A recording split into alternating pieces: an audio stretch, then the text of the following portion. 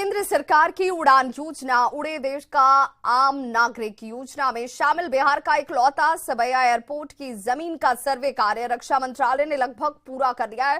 पहले ये जमीन 517 एकड़ में थी, लेकिन सर्वे के बाद एयरपोर्ट की जमीन 700 एकड़ निकली है।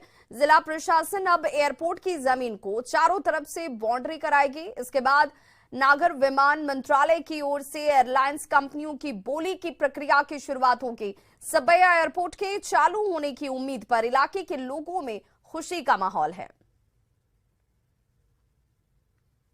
दरभंगा के बाद गोपालगंज का सबैया एयरपोर्ट भी अब चालू होने जा रहा है और ये सबैया एयरपोर्ट है जो केंद्र सरकार की उड़ान योजना में शामिल है। ये सबैया एयरपोर्ट तकरीबन 700 एकड़ में फैला हुआ है और ये एयरपोर्ट का रनवे है।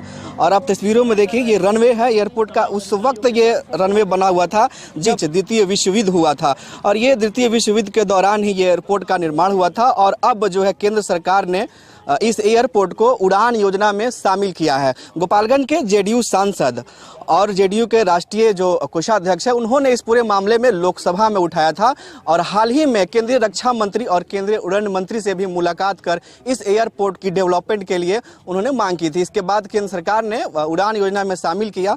गोपालगंज के सांसद भी है यहाँ पर, हम उनसे बात करते हैं कि RCS योजना के तहत रीजनल कनेक्टिविटी स्कीम भारत सरकार की है। उसके तहत उड़ान योजना है उड़े देश का आम नागरिक, जिसके तहत इस सबैया एयरफील्ड को उड़ान योजना में शामिल करने के बाद अब इसकी थोड़ी सी जो अतिक्रमण है उस अतिक्रमण को हटाने की प्रक्रिया चल रही है। इसका सीमांकन हो रहा है, सर्वे हो रहा है और इसकी बाउंड्री कराने के हम लोग प्रयास में है कि विभाग द्वारा इसकी बाउंड्री भी करा दी जाए।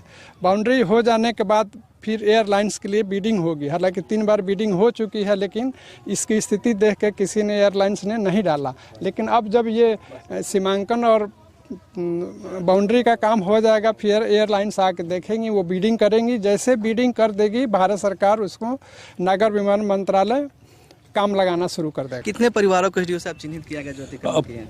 हम लोग तो एक बार सर्वे का काम किए हैं जो चिन्हित थे। लगभग 845 परिवारों की लिफ्टिंग की गई थी।